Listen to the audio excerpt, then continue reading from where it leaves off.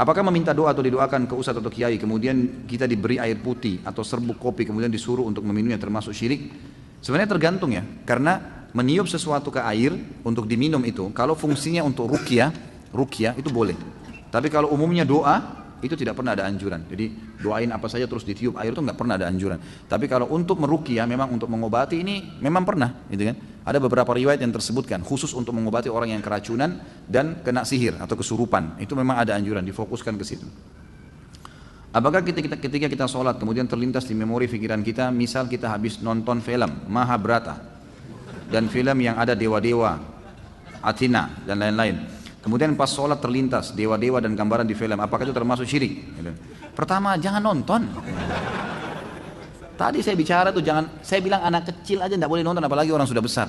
Ngapain mau ditipu dengan cerita kosong? Itu bohong, dusta. Dusta semua itu, jangan dinonton. Akhirnya kan lihat efeknya apa yang syaitan lakukan, dimunculkan dewa-dewa itu. Jadi nggak ingat Allah SWT. Itu bukan syirik, tapi dosa. Kalau syirik, kalau anda bilang, oh ini Tuhan saya, pas muncul gambarnya dia, anda bilang ini Tuhan saya, nah itu baru syirik, itu nggak boleh, gitu kan? Apakah sholatnya harus diulang? Padahal kita nggak ada niat untuk berpikir ke sana. Namun pikiran akal kita menyimpan memori tersebut. Ya tentu saja tidak diulang. Nah, kecuali kalau memang kita sudah sampai hal-hal yang membatalkan sholat. Seperti misal syirik gitu ya. Menganggapnya, oh ini berarti ini Tuhan saya nih. Kita iakan terbawa dalam pikiran itu baru. Karena tidak boleh mengulangi sholat tanpa ada udzur syar'i.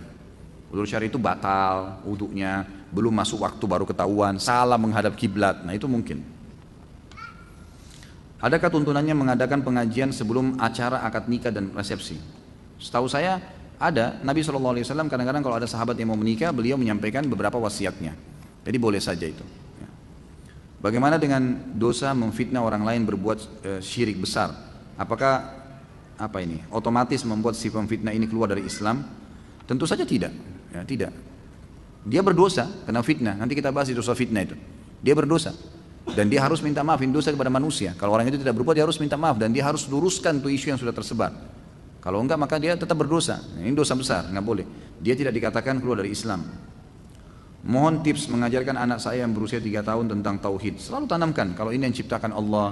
Selalu kalau ada apa-apa, dia sakit, insya Allah sembuh. Selalu Allah kita sebutkan. Itu tips yang paling luar biasa. Dibiasakan, gitu kan.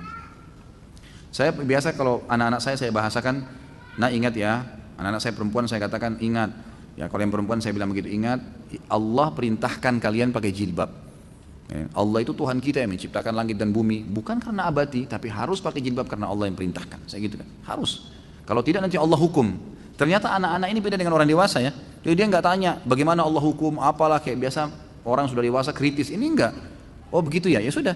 Kadang-kadang subhanallah saya lagi duduk, ya, mereka lagi main satu tempat. Jadi kalau kakaknya ini melihat adiknya, tadi pagi pegang pensilnya dia, kemudian pensilnya kececer gitu. Lalu kakaknya bilang, mana pensil saya? Adiknya bilang, saya nggak tahu. Gitu. Kata kakaknya, awas lo, Allah tahu kalau kamu bohong, gitu kan?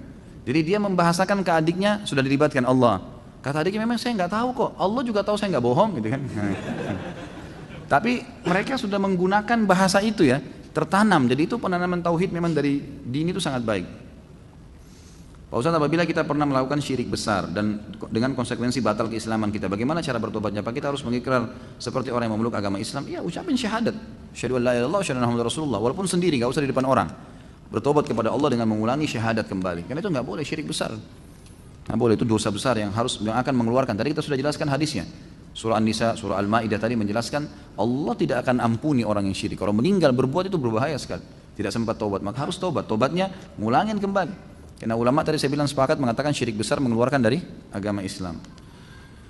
Mau tanya tadi Ustaz berkata kesyirikan terjadi pada zaman sesudah Nabi Nuh alaihissalam. Apa zaman sebelumnya belum ada cara beribadah, belum ada apa ini? Belum ada cara beribadah, belum ada. Lalu bagaimana cara beribadahnya? Masa sih? Cek Shopee dulu. Ada cara beribadah, belum ada. Lalu bagaimana cara beribadahnya? Sebetulnya di zaman Nabi Nuh AS ada kemusyrikan. Saya bukan mengatakan awal, kalau saya katakan awal mungkin keliru ya. Tapi Nabi Nuh AS mendakwahi kaumnya juga itu penyembah berhala dulunya. Setelah Nabi Nuh datang, Nabi Nuh meluruskan gitu kan, kesalahan-kesalahan, maka orang yang beriman ikut di kapal. Orang yang berbuat sembah berhala ditenggelamkan sama Allah. Nah dari generasi yang baru selamat lagi ini ternyata kembali lagi setelah beberapa generasi sembah berhala lagi. Seperti itu. Kalau masalah ibadah, mereka ikuti ibadah Nabi mereka masing-masing, tetap seperti biasa, bertauhid kepada Allah, tinggal aplikasi ibadah kayak sholatnya, kayak puasanya, itu nanti yang memiliki hukum-hukum tertentu, hukum-hukum tertentu. Bagaimana hukum membeli barang dengan cara hutang dicicil, akan tapi barang yang dibeli juga terhutang dan ditunda pemberian barangnya. Misalkan membeli motor dengan cara cicilan tanpa bunga dan denda, akan tapi motor akan diserahkan kepada pembeli setelah cicilan kesekian kali. Bagaimana dengan transaksi yang seperti ini, sah atau tidak? Tentu saja kalau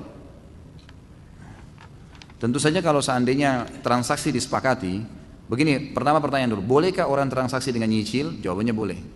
Itu dulu. Boleh cash, boleh nyicil. Bolehkah harganya berbeda? Ini yang khilaf di antara ulama. Pendapat yang saya ketahui, yang saya pribadi adalah lebih baik tidak ada perbedaan antara cash sama kredit.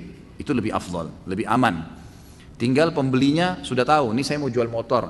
Kalau orang kredit sama orang bayar cash, saya tentukan keuntungannya misalnya 15% atau 20%. 10 juta misalnya jadi 15 juta pokoknya. Itu kan 50% keuntungannya. Sudah, ini saya tentukan orang mau kredit, mau cash sama aja. Itu lebih aman secara syar'i. Tapi ada pendapat ulama yang mengatakan boleh kredit dan boleh cash dan boleh beda harga, asal akadnya terpisah. Jadi akad kredit sendiri walaupun produknya, jenis produknya sama, dan akad cash sendiri. Jadi tidak boleh sama akadnya, dipisahin. Makanya dibolehkan dan boleh harganya berbeda. Itu dulu hukum. Hukum yang lain berhubungan dengan pertanyaan tadi adalah bagaimana kalau seandainya sudah sepakat di akad kredit, akad cash sudah tidak ada masalah. Orang kalau bayar harus cash and carry, beli bayar langsung dibawa. Kalau kredit, bolehkah pada saat kita sudah sepakat kredit, sudah dibayar cicilan pertama, kita nggak dikasih dulu motornya misalnya? Ini nggak boleh dalam Islam. Sudah sepakat harus dikasih. Bayar 10 kali, ya sudah bayar dari awal, orang kasih sudah dibayar. Itu haknya dia gitu kan. Kalau nggak mau ya jangan buka kredit, itu konsekuensinya. Memang begitu, jadi kita harus memang tahu. Lalu bagaimana kalau kreditnya macet? Boleh disita, boleh. Tapi caranya secara syari adalah motor disita misalnya, orang ini harus bayar 10 kali, dia baru bayar 5 kali nggak bisa lagi jalan. Berarti dia sudah punya duit di motor itu setengah harga, gitu kan? Pada saat kita sita, maka penyitaan ini adalah bisa dijual motor itu kemudian dikembalikan haknya dia. Orang itu yang sudah bayar. Kalaupun mau dipotong, kata ulama adalah dipotong jasa pemakaian selama 6 bulan. Misal orang sewa motor umumnya 1 bulan, 1 hari misalnya 50.000 motor. Dikalilah jumlah sekian lama yang dia pakai itu, misal 5 bulan gitu kan, dipotonglah itu ongkos seperti sewahnya dia, berikut dia dipotong dari situ, kemudian dikembalikan uang yang sudah dibayar selama 6 bulan. Itu secara syar'inya harus begitu. Jadi nggak boleh disita kemudian dianggap uang yang lalu sudah hangus semuanya. Ini nggak boleh. Ini hukum syar'i yang semestinya idealnya begitu berjalan.